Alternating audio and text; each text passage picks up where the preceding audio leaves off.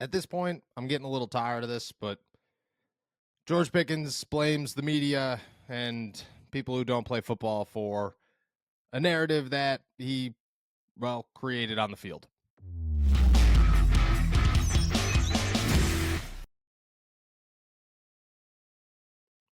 What's going on, everybody? I'm Noah Strackbine. Thank you for jumping on to Steelers to Go, your daily to-go cup of Pittsburgh Steelers news and analysis. Find us on youtube.com/all Steelers talkers. Subscribe anywhere you get your podcast. The Pittsburgh Steelers, they prepare for the Cincinnati Bengals, but obviously all attention is towards the culture, the problems, the issues, the downfall of this team, of this organization, and where they go from here. And the highlights, the center of attention right now is George Pickens, and it is the only name we've talked about all week. I've hit a point where I'm pretty tired of talking about the issues of George Pickens and what George Pickens does and what he doesn't do and what the Pittsburgh Steelers should do with George Pickens. I feel like we've covered all ground, and at this point, it's just another day of George Pickens headlines that you just don't want to see, but this is where they are. George Pickens talked yesterday and he addressed the issues, and he didn't really address anything. He just called out the media, blamed the media for everything, said that the media is creating a narrative of why he is bad at blocking, that it is a bunch of people who do not play football that come up with these opinions. And, I think you should just hear it for yourself. The Jalen Warren run toward the end zone, what'd you see on that? And would you handle that differently if you had to do it over again? No, I was just trying to prevent the Tank Dell situation, the same thing that happened to Tank Dell. I didn't want to get an injury. When you stay on the block too long, you can get ran up on very easy. So. Is there some people questioning your effort? Yeah, all the people that's questioning my effort. How do you respond to that? They don't play football. They do what y'all do. What kind of conversations are you guys having as an offense right now to try and find the rhythm that you guys have been searching for? You said what again? What kind of conversations you had with some of the offensive guys on this unit, leaders and such, and just the way you need to approach from your standpoint? Like I said, everybody that got opinions are all media, surface guys. None of them play football. George, does it upset you when you hear that stuff? No, not really.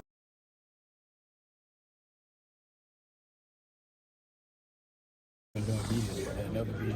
They're never going to be in the NFL. They're just media guys. I remember at the end of last year, you said you worked hard to overcome whatever these preconceived notions were about you coming out. You still have to do that? You're still fighting it?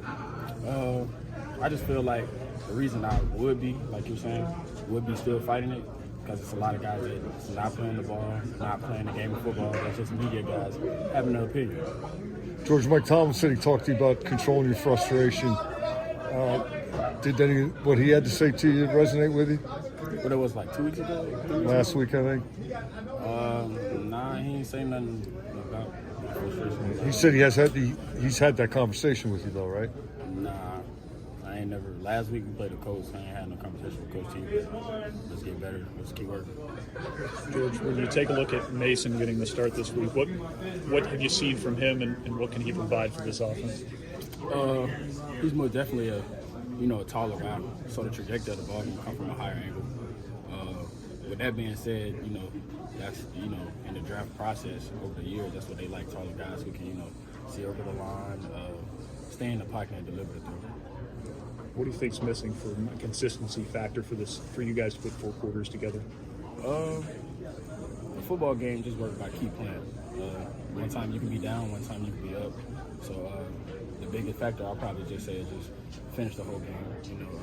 Try to come out there like we did the close game. Guys blazing and try to keep that consistency. George, it's your second year. I imagine you've grown a lot as a player. Do you feel like there's parts of your game that people might not recognize that you're growing on your tape yet? Yeah, for sure. Just the blocking thing for a matter. I remember all the media type guys who don't play ball was talking about blocking last year, like, I'm such a good blocker, I'm such a good blocker. Now they want to, say differently. So I'll probably say just look at the roster this year, look at the yardage, look at the catch radius, look at the run after catch, a lot of stuff. I know Najee and Deontay have talked in the past couple of weeks. Have they had conversation with you about how maybe to put those into constructive ways, maybe your frustrations, or just how to go about things when we're not perceiving them the same way you are? Like I said, everybody gonna be, everybody's mad when you lose. Like I said, a lot of media guys want to say, it's my frustrations, but we're losing. So I'm pretty sure the whole team is mad, just like me. All right. This is what noted media member Mike Tomlin had to say about the exact issue that George Pickens is talking about in this interview. Quote, "That's one of the examples I'm talking about in terms of obvious room for improvement," Tomlin said regarding Pickens' lack of effort on a blocking play where Jaylen Warren should have scored a touchdown if, well, George Pickens' man wasn't the one to tackle him at the goal line. Then George gets mossed. Everybody freaks out. I think that was the final straw for a lot of people. Really, just to bring it full circle, this is where we are with George Pickens. Another day where he is blaming other people, where he is blaming the media, where he is complaining about how it is other people creating a narrative about him and he is tired of it and that he does no wrong. That, well, nobody there has any issues. Except for the fact that TJ Watt said to Rich Eisen the other day that young people don't take the criticism, young players don't take criticism very well, that they take it personally, they take it as attacks. And I don't know if he was talking about George Pickens. I don't want to say that he was. I don't think TJ Watt is a guy to call out teammates. I just want to say that maybe if he was talking about a general group of players, George Pickens was probably the top of that list. Why? Because time and time again, through every piece of this, George Pickens blames other people, blames the media, blames the fans, blames anybody who is not himself for why things are not going right and why his narrative, the notion of George Pickens is a negative one. When, I mean, there are a lot of guys out there. And I use Deontay Johnson as a perfect example. Deontay Johnson, in my opinion, is a good football player who has had his issues, has had his negative headlines. And every time fans want to just destroy this guy and get him out of town and Dropson and whatever other nickname you could come up with, they just cannot stand him. I look at Deontay Johnson and I say, yeah, dude, he's had his moments of negativity. He's caused some drama for the Pittsburgh Steelers, certainly. He has 100% had his issues when it comes to on-field production and lack of effort. But in those times, he owns it almost every single time. I have never talked to Deontay Johnson in a moment where he is being criticized and he says, yeah, no, it's the media's fault. The media is the one doing this. Most times, almost every time, he owns it. He didn't block against whoever it was, the Bengals or the Patriots or whoever, and that gets blown up and everybody freaks out about it, and Mike Tomlin addresses it. What does Deontay Johnson do? He goes and he stands up in front of his team and he apologizes and he says that won't happen again. What does George Pickens do? He says it's the media's fault. The media is creating a false narrative. I did not want to get hurt in the situation. Therefore, I decided not to block. Okay. It's just two sides of a coin. It's two different situations. It's two different scenarios. And the Pittsburgh Steelers are trying to find more Deontay Johnsons than they are George Pickens. And I get it that not everybody is the biggest fan of Deontay Johnson, and I'm not trying to compare the two and say if you keep one, you can't keep the other. I don't make those decisions. What I'm trying to say is very simple, very straightforward. The Deontay Johnson nonsense lasts about 4 days. You talk about it twice, and then that's it. You move on.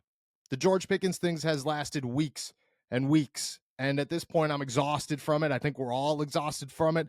I bet you 90% of the comments on this YouTube video or on this podcast or whatever platform you're listening to is all about how we are tired of talking about George Pickens. It's over. Who cares?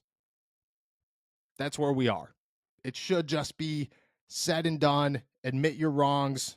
Move on. Apologize to your teammates. Do what you got to do. Instead, he says he never met with Mike Tomlin. He didn't want to get hurt. That's why he didn't block. And when it comes to a false narrative or a negative narrative, it is all the media's fault, and the media is the one to blame. And I think that the media at times does create a narrative that is a little bit negative when it doesn't have to be super negative. I'm part of the media. I'm part of that problem. I'll admit it. But I just think there's a difference from when other guys show lack of effort and stand up and own it and just say, yeah, man, that was a bad moment for me. It stinks. I can't believe I did that. I'm going to own it. And then there's the guys that just blame other people who, it kind of turns into a revolving door. I think that's where we are with George Pickens. It stinks. I think at this point, a lot of people expect him to be gone at the end of the season, that you could get a pretty decent reward for him or return for him if you're the Pittsburgh Steelers. And I just don't think that if they're trying to bring back a culture that is about winning and about giving 100% effort and so on and so forth, I just don't think he's that type of guy. I don't think he's part of the future plans. And if he is part of the future plans right now, he's pushing his way out of them. It stinks. I'm tired of it. This is where we are. Hopefully, just hopefully, we have to talk about George Pickens maybe one more time, and that is because he has one bonkers game against the Cincinnati Bengals, and we could just say, well, you know what? Sometimes he comes through and does ridiculous things. That's my hope. It's not my expectation, and this is where we currently stand in the George Pickens situation.